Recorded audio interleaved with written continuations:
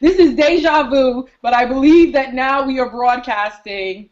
Unbelievable. Okay, so all of my friends here, you're going to have to forgive Lurie and I for some technical disabilities, basically, I should say. But we did a dress rehearsal, let's just say, and then we realized that it wasn't live. But that means that we're just extroverts. I'm extra thirsty, so I have my, juices here. But I think that now our minds are clear, so we are going to have a shorter and brighter session. So let me introduce myself. My name is Ama Kari Yas, and I'm the author of Sunne's Gift, How Sunne Overcame Bullying to Reclaim God's Gift. And I am going to, I'm starting a series entitled The Gift, in which I'm interviewing varied people about their gifts. What is a gift? It's something that makes you different, either as a race of people or as an individual. It's something that makes you special. It's something that perhaps you might be teased or bullied about. And I believe, and the book's message is that, you have to fully own and accept your gift in order for you to live your purpose, to live your truth, and for the world to benefit from the glorious gift of God that you have. And so I have Lurie Favors here, author of Afro State of Mind and the brains behind Afro State of Mind blog, and I wanted to chat with her today about her gift. So, Lurie, can you kindly talk about your gift? Yes, I want to thank you for having me, and I appreciate everyone for hanging out. I just noticed some folks in the comments. So yeah, as Alma mentioned, we had a really great dress rehearsal, so hopefully we can hit all the points that we hit in the dress rehearsal. I was really vibing off of that energy. So yeah, so I'm really excited about this series because I think the idea of focusing on the gifts that people bring to our village, right, is really, really important. So I want to thank you for allowing me to be a part of it. And I have to warn you that my husband is with the baby, and he was with the baby for our dress rehearsal time, and I was like, oh, we'll be 10 by 4. So if you hear a baby in the background, just love her as I do, and we'll move on. So for me, as it pertains to when we first talked about us having this conversation in relation to the gift and in relation to your book, I was at first thinking that the gift that I had was like hair, right? It was like my hair was Afro-textured hair.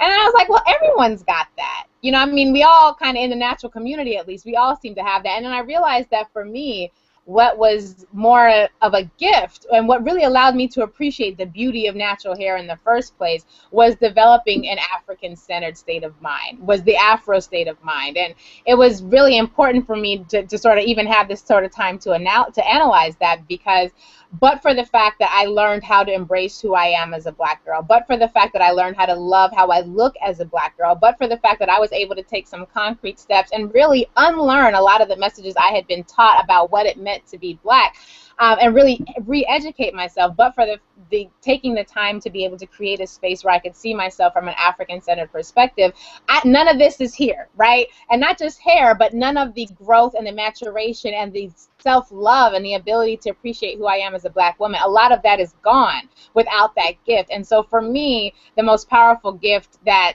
I feel God blessed me with was being able to develop an African-centered space where I could see myself the way I think God wants me to see myself. Beautiful. So the gift is not just the spirally, coily hair that defies gravity, not just Afro-textured hair, but it's the mindset. It's the full acceptance of yourself as a descendant of Africa and all that that means in terms of your hair, your skin, your nose, your lips, your eyes, your cheeks. It's full acceptance. That is the Afro state of mind. Beautiful, okay? So now my next question is, though, what kind of prevented you from having it at the beginning? What was the sort of, teasing, ridicule, bullying, what have you, that you may have experienced early in your life that prevented you from just having this mindset all your life?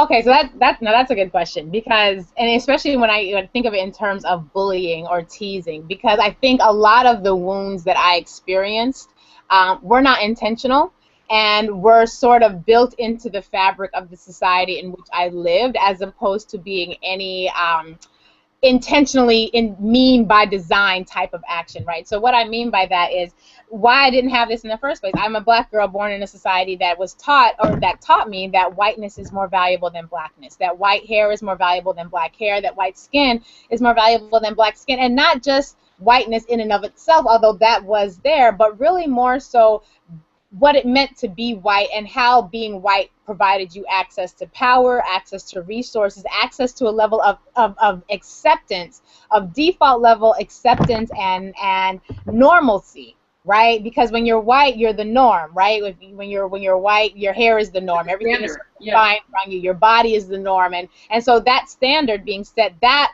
had a lot to do with why I didn't have the ability to love myself inherently in the first place. And, you know, I'm not one of the, I came from a family where I had family members who sent me Africa Bombada tapes. You know, it was Public Enemy, Fight the Power. I had uncles, you know, I grew up in Germany, and my uncles are Jamaican, and they were living here in America. They're like, now Germany is not a bastion of blackness in any way, shape, or form. So they were always sending us materials and videos, you know, VHS tapes and all types of things to really try to enforce this sense of appreciating who we were as black children, right? And one of the things I talk about in my book, Afro State of Mind, Memories of a Nappy-Headed Black Girl, is the fact that even though I had family members who were proactively trying to instill a sense of racial pride, it was as if they were shouting their words into a snowstorm and the wind was blowing the truth of their words back in their faces. Because yes, my uncle told me I was beautiful. Yes, my father told me I was beautiful. Yes, my mother told me I was a beautiful black girl, but the commercials didn't agree with them. Right? The music on the radio didn't agree with them. The music on the radio said that my hair was supposed to be waist length, right? The magazines didn't agree with them. The other kids in my community didn't agree with them because everybody else in my community wanted straighter hair and lighter skin. So yeah, my mama might have said I was beautiful, but she has to say that. She's my mama, right? But everyone else in the world in the broader community had bought into the idea that I was less valuable just by virtue of the fact that I was born into black skin. That is a form of abuse. And it's a form of emotional abuse.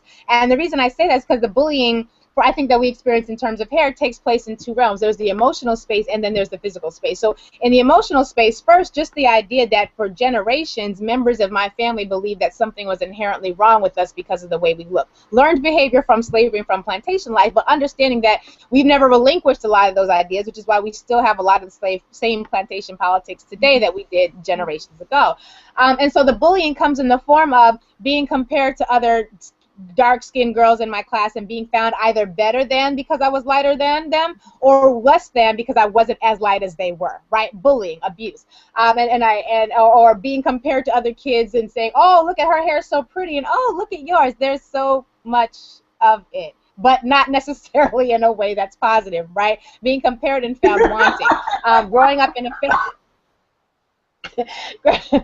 growing up in communities where, you know, certain kids on the block are given certain levels of appreciation. I mean, I see it on my block. Darker skinned kids on the block being responded to differently when they play rough than lighter skinned kids are responded to, right? The darker skinned kids tend to be, you know, oh, stop being so aggressive, stop. And the lighter skinned kids, oh, they're so cute, look at how they play. They're doing the exact same action, but we have this desire to maintain this idea that lighter is better, and so what they do is all right. So all of these are forms of emotional trauma, and it's important that we recognize that emotional trauma matters just as much, if not more so, than physical trauma. You know, if we talk about it in terms of domestic violence, we talk about physical domestic violence where there's physical abuse, but we also talk about emotional domestic violence where there's emotional abuse. And when you are the victim of abuse, it doesn't often matter if you're taking a physical blow or if someone is speaking words that wound your spirit and stick with you for the rest of your life. Like, there's a reason that women can be 40, 50, 60 years old and can tell you how terrible it was when they got their hair combed when they were 6 years old. You 40, 50, 60 years old. How does that still stay with you? Because you're traumatized.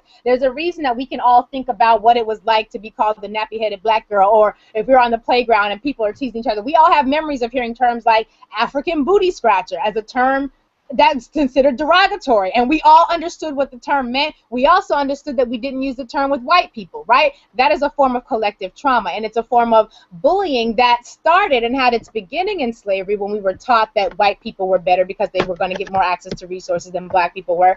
But we have embraced those ideas, and so mothers who mean very well and who love their children and who want the best for them now perpetuate these very harmful and traumatizing ideas and beliefs and tell their daughter, you got to get a perm, you nappy-headed daughter of mine, I need to perm your hair because you don't have good hair. And as your mother, I love you and I want to do the best thing for you because you don't have good hair, and the hair that you have is problematic by default. I'm going to give you the chemicals that you need in order to make your hair beautiful. That is traumatizing, and it's telling that child that as you show up in the world, you are found lacking, and it reifies the idea that socially there is a hierarchy that is supported, defended, and nurtured by all of those of us who are within the society that benefit from it.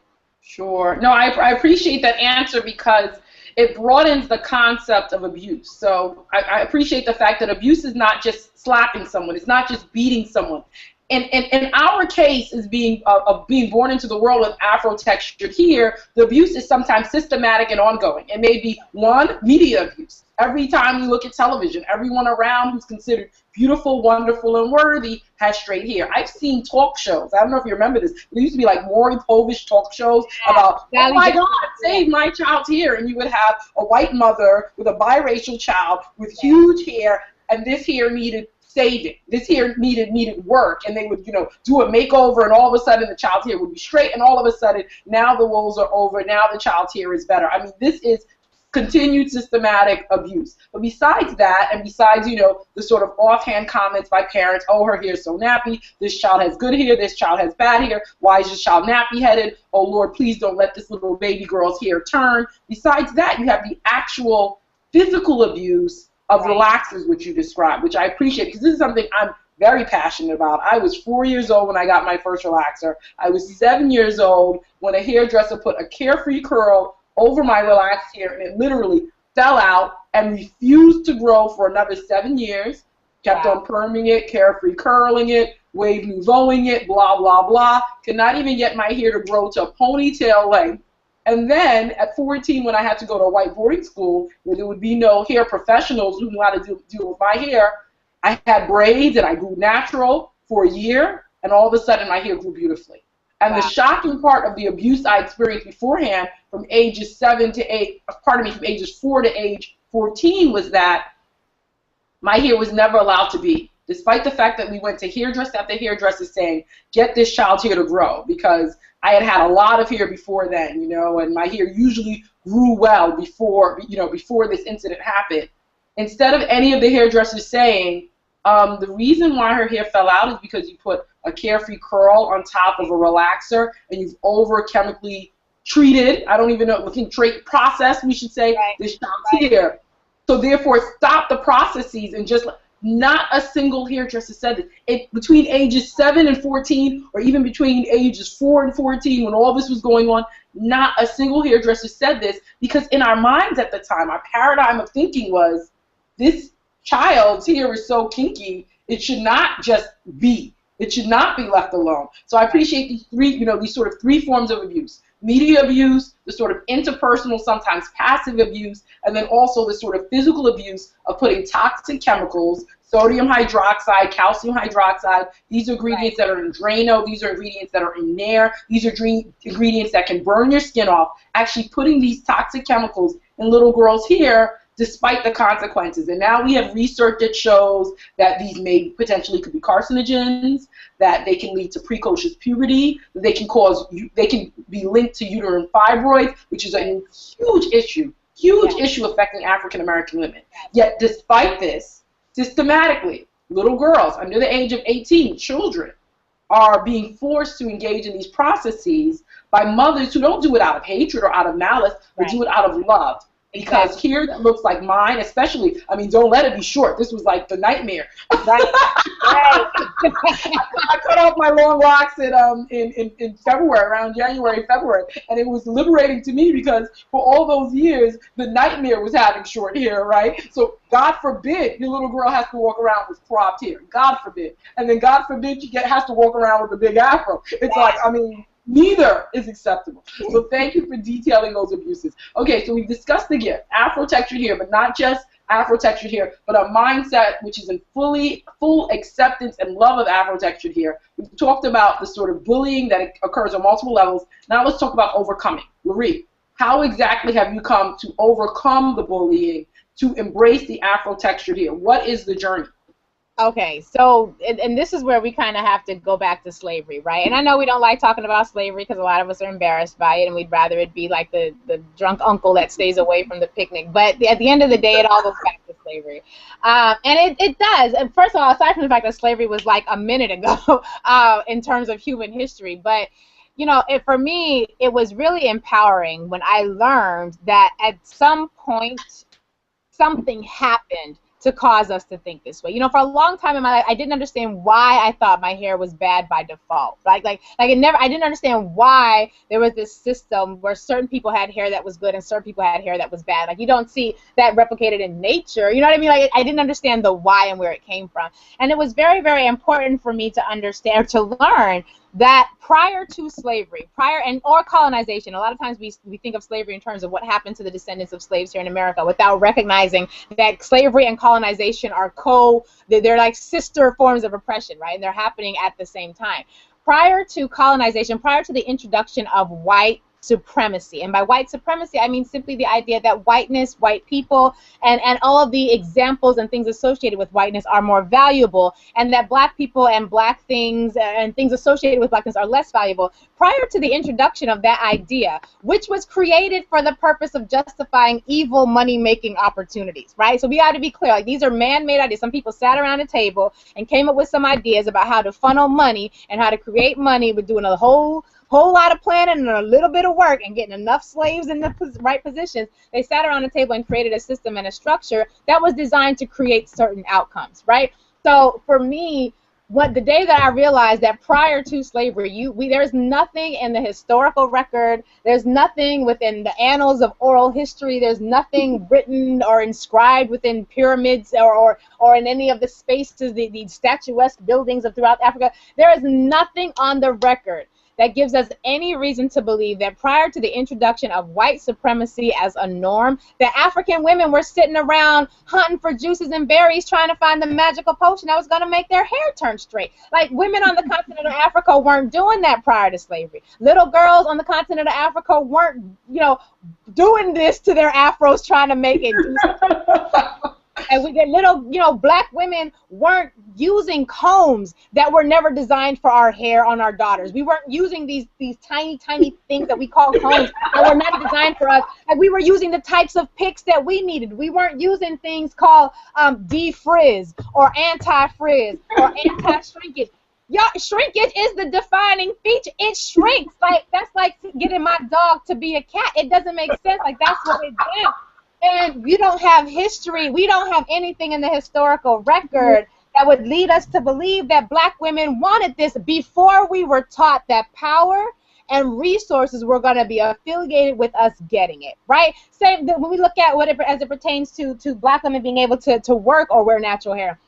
It is an act of racist economic violence to tell a black woman that she has to choose between economic stability and security, which is really a stand-in for what? Power, right? For resources. It is an act of racist economic violence to tell her that she has to choose between economic stability and keeping a job and making her hair do something it was never genetically programmed to do.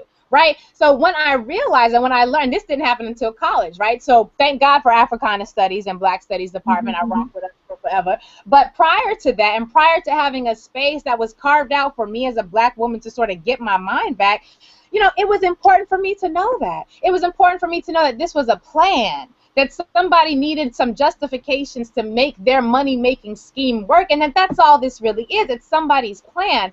And once I realized that, once I began educating myself, not just black is beautiful, because black is beautiful is great, but black is beautiful don't count when brothers ain't calling you because your hair is nappy, right? Black is beautiful is important, but black is beautiful might not keep you warm at night when you're wondering if the reason you don't have a brother or a sister in the bed next to you is because your hair looks a certain way. Black is beautiful ain't gonna keep you warm if you lose your job, like this sister who at the Barclays Center, who is a cancer survivor, and she's told to straighten her hair, told by a supervisor that when her hair looked like she stuck a finger in a light socket. Cancer survivor, right? like, it's important that we know that that is the result of people taking some concrete steps, and that we can take steps in another direction, that we can create a different way of thinking. We can sit at our own tables and create another way, another paradigm, a shift in perspective for Black women and for Black men, so that we can see ourselves through an African-centered lens, through an Afro state of mind. And so when I learned those things, when I was in Africana Studies departments, and when I realized this is crazy, and I have been bamboozled, I have literally been hoodwinked and tricked into thinking something so that I could further perpetuate somebody else's idea. When I learned that and I realized that, that's what put me on the path to begin healing from that trauma, right? And now what do? I can't just be, I've been natural for 17 years. I cut my perm out in 1997. It was April 6, 1997, right before my gospel choir had a concert on stage. I'll never forget it. And it's still not, I'm still not fully there, right? And I talk about white supremacy as something that we're addicted to. It's like a drug. It's like, so I'm a junkie, like I'm a recovering white supremacy addict, right? I grew up, spent a life addicted to this drug called white supremacy that told me I had to look like something, be like something, sound like something that I'm what. And I'm, you know, I'm in my 30s. I'm not going to, I almost said how old I was, Lord Jesus. Every year is a blessing, Lurie. So you can go ahead and tell me every year is a blessing. You look like you're 16, so don't even worry. But, you know, I'm still, thank you. But I'm still in recovery. Like there are sometimes I will have a big hair blowout twisty, and people will be like, "Oh, girl, your hair is so cute. This is that and the other." They don't know that that morning when I walked outside, I forgot what my hair looked like and caught a glimpse of myself in the store window. It was like, "Oh, snap. It's so big." And I have to remind myself, no, wait, Lurie, that was the plan, right? That was the intention. We wanted it to look big and to completely defy the stereotype and to come outside of the comfort zone. So I'm still in recovery. So, and for me, like, in order to maintain an Afro state of mind, I can't go spending 50 hours looking at YouTube hair porn, looking at beautiful sisters who have hair flowing down their back. That's detrimental to my spirit. I'm in recovery. If I'm a junkie, I can't go hanging out at the crack spot. I got to be away from those things. I'm in recovery. If I'm an alcoholic, I can't go hang out in the bar. I'm in recovery. I can't go sit around a bunch of sisters who can't see the beauty in natural. Now, I love my sisters who have perms. Don't get me wrong. And weaves, and long flowing weaves. Add that to the mix. I like that, girl. Look, now I can rock a wig. All right, don't get me wrong. You ain't seen it in pictures, but I can rock a wig. But I can't be in a space where I'm surrounded by people who haven't learned to embrace who they are all the time. It's detrimental. So I have to guard my spirit. The same way I don't let my child watch cartoons with a whole bunch of little white kids in it, because he's wondering, Mommy, how come none of the princesses look like you? Right? So for years, he only could watch cartoons with animals because I refuse to raise a Black boy who has to unlearn a paradigm beauty to see his own mama is beautiful. I refuse to do it. So saying all of that to say, learning my history, knowing what happened to Black people. We can't heal. There's Tim Howard says that any psychologist or a psychiatrist will tell you that genuine healing requires a candid confrontation with one's past. There cannot be true reconciliation unless, there cannot be true healing unless there has been reconciliation with you. So until we deal with slavery, until we deal with the fact that I, as a Black woman who is embracing an Afro state of mind, have to do battle with my little inner white woman who tries to take over randomly on a regular basis, until we can deal with that, we have to do whatever it takes in order to guard ourselves and whatever it takes to protect ourselves. We have to learn our history. We have to make sure we're not filling our vision and our spaces with images that are counter to what we want. And then we have to be proactive, because it's not just about two-strand twisties and apple cider vinegar, although I do support the apple cider vinegar movement, and I support co-wash and creep, whatever's going to make you happy. I don't care. I went natural before we had web, like internet. Like I used to comb my hair out with a bottle of this. Say lotion. I used to use water and lotion to comb out my hair. So whatever you need to use to make your hair look, do it. But in addition to making your hair look fly when you walk out the door, we have to do more than just be reactive responders to incidences of discrimination. We cannot discriminate in this country against Asian people for wearing slanted eyes. It makes as much sense to say that we are going to discriminate against Black women for wearing the hair that grows out of our head the way it was designed to grow out of our head, as it would to say we're going to discriminate against Asian people for having eyes that are shaped differently. It is a discrimination, a violation of our civil rights as Black people, and it's a violation of our human rights. And so it's great when the natural hair movement can come together and defend little girls like Tiana Parker when her school, who was run by black people who were whitewashed and not really embracing who they were, when she's told that she has to leave the school because her hair is not straight. It's great that we can band together and rally around and force the school to apologize. It is wonderful that we can force the Secretary of Defense, Chuck Hagel, to issue an investigation or call for an investigation into why it is that black women are told that you can lay your lives on the line for this country, but don't you dare do it with your natural hair, you nappy-headed women. Like, it's great that we can come together and defend ourselves in those spaces, but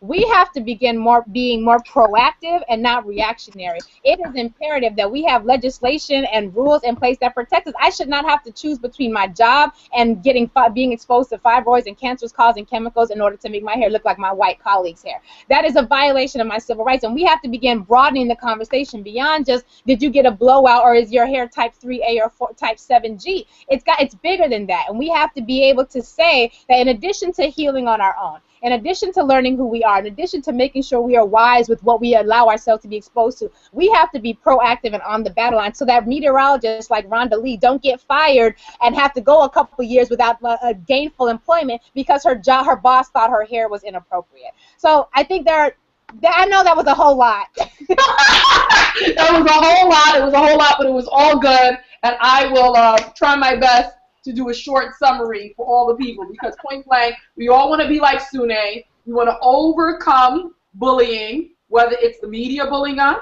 yes, whether it is, this sort of passive-aggressive comments, oh, you got bad hair, oh, your hair looks a little nappy, oh, blah, blah, blah, blah, or whether, it is institutionalized, regardless of what type of reform it takes, verbal, physical, someone is slapping a perm in your hair when you were barely out of diapers, whatever form it takes, we want to overcome it. And I think Lurie has given us a great framework for overcoming it. From what I've garnered from it, there are about four items. We have one, education. So you cannot believe that you're going to overcome bullying with respect to your Afro-textured hair unless you're willing to sit down and read a book and understand why it is that at any point in your life you are not embracing your Afro-textured hair. And that deals with the history of colonization, the history of slavery. I mean, there were points, a slave schedule. Was there time to wash and condition and cornrow your hair for the week when you were enslaved and people were whipping you? Clearly, that was lost. So you have to kind of understand the history and educate yourself. Two, be willing to engage in a paradigm shift in which you say, hey, there was a moment, I can imagine this, there was a moment in time, pre-1492, there was a moment of time in the 1400s and the 1300s and the 1200s where African people who were Ashanti, Yoruba, Surma, Zulu, whatever it is, Maasai, were walking around with these various styles, whether it was, crop, lower than mine, I see these gorgeous Maasai women, whether it was, the Himba of Namibia with these gorgeous locks, and they were walking around with all these various styles, and there was not a thought in the world that their hair was not beautiful. There was not a thought for a millisecond, they didn't think that their hair was anything less than beautiful, human, a manner of artistic expression, a manner of representing who they were, their status in their society, their place in life. There was no thought. So if we can just open our mind to paradigm shift. One, educate ourselves. Two, paradigm shift. Three, once that's done, I think Lurie has discussed the vigilance. So do not sit up there and surround yourself with images of people who don't look like you and people with hair that doesn't look like yours. Don't watch Maury Povich shows or whatever talk shows saying, hey, will you please tame my child's hair, in which people say this is the bad hair picture and the hair is up, and then this is the good hair picture and all of a sudden the hair has been permed or flat iron or whatever the case may be. You have to be vigilant with respect to the sort of media you consume, the people you're around, to make sure that you maintain a loving and affirming environment for yourself. And then four, as a community, we need to create institutions that guard our interests. That's so right. That our beautiful sisters in the military are dealing with a ban that says they cannot wear locks or two-strand strips or, cornrows of a certain size or braids of a certain size, that we have already, we don't have to react, because we have already worked towards establishing natural hair as a human and civil right, and so we can just point the U.S. Army to XYZ, law, XYZ cases and say, hey, this is a violation of our civil and human rights. So 4 steps: education, mental paradigm shifting, 3, continue vigilance, because it is not an overnight process. It is a journey in which we need to just continue to affirm ourselves. And 4, institution building, not just defrizzing. I like the fact that you said this, like these whole concepts, even in the natural hair movement, shrinkage, defrizzing, blah blah blah. I'm always like, all my hair is frizz. But you know what though? But see, that to me, that's important, because what that tells me is that we in the natural hair movement have not really unlearned a lot of the rules that we had in straight hair, right? And I remember we were talking about this before, about how if you look at any colonized country, like look in the continent of Africa, if the people who are colonized in any of those countries did not at some point learn other forms of government, did not study other types of rulership, then when the colonizers leave and the indigenous community takes over, what are they going to do? 9 times out of 10, they replicate the exact same form of abusive government that was in place. Now, they modify it and make changes here and there, but the concept for governance is the default that they brought with them from the colonial period. The same is true with natural hair. A lot of us went natural because we were forced to by health reasons, or not all of us had a going back to Mother Africa experience when we cut off our perm, and that's okay because we don't all have to do that. Sure. But we do have to be aware that it is important that we unlearn the norms and the rules and the paradigms for straight hair. Frizz, shrinkage, this is what it does. This is it. Like, that's what it does. And so anti-frizz, anti-shrinkage, that's okay if you can work for you, but recognize that the desire to have your hair do something it was not designed to do, or to stop doing something that it was designed to do, is oftentimes indicative of the fact that there is some more unlearning of that previous paradigm that we have to do. I heard someone say shrinkage is a bitch at an event, and I was like, oh, God, no.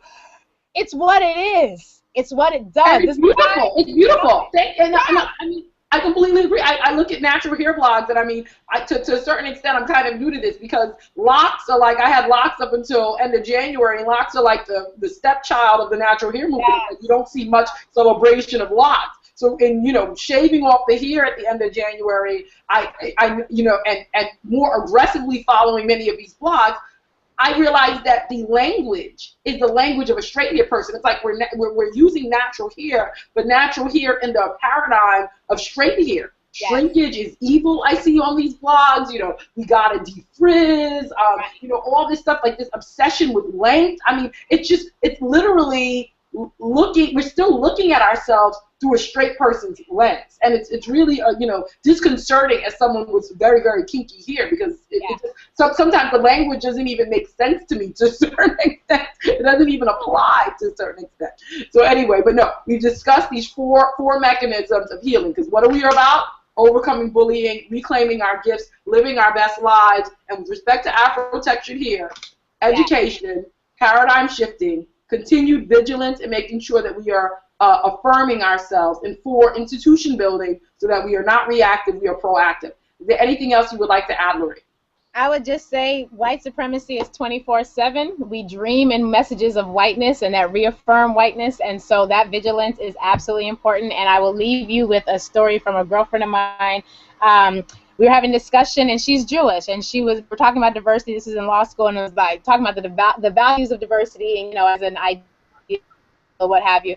And she was like, you know, I'm all for diversity, but like I learned in Hebrew school, I can be of no use to you in your community if I can't first help myself. And I was kind of like, ew, but then I was like, wow, because that's powerful, right? Like that's coochie chocolate, right? That's the quantum principle of self-determination. The idea that we do for self first, and we set the standard first. And so they have Hebrew school where from the ages of 2 years old until 18 years old, whatever the case may be, they are learning their language, their history, their struggle, their challenges, the issues, and the things that they need in order to make themselves better Jews so that they can contribute to the Jewish community. I think we need the same thing. We need it for hair, we need it for education, we need Africa School spaces that are private and exclusive, and yes, it is okay to be exclusive, leaving those of us who want to allow our white girlfriends to be natural. It's okay to be exclusive. We need those spaces. We need spaces where our children can be taking books like yours, and learning what it is they need to learn, so that they don't have to get to high school and then read books like mine and unlearn everything that they learned incorrectly in the first place. So start them young. Frederick Douglass said it's easier to create, easier to build strong children than to pair broken people. He said men, but I said people. So let's start them from young. Let's get our babies, y'all. We can do this. So no, thank you so much. I think that this has been very, very enlightening. I hope you all have enjoyed it, and I hope that we all are on a roll, regardless of what your gift is. So this pertains to Afro-textured hair, but your gift could be red hair, and you've been bullied about having red hair. Your gift could be, you know, my Asian brothers and sisters with their, you know, single eyelid, whatever it is that makes you different. It could be the fact that you're artistic. It could be the fact that you're autistic. Whatever it is, you have a gift. It's time to reclaim it. And we hope that some of the steps that we've outlined here will be helpful to you. So thanks so much, Lurie. Thanks, Ama. You can visit me at afrostateofmind.com to continue the conversation. Indeed.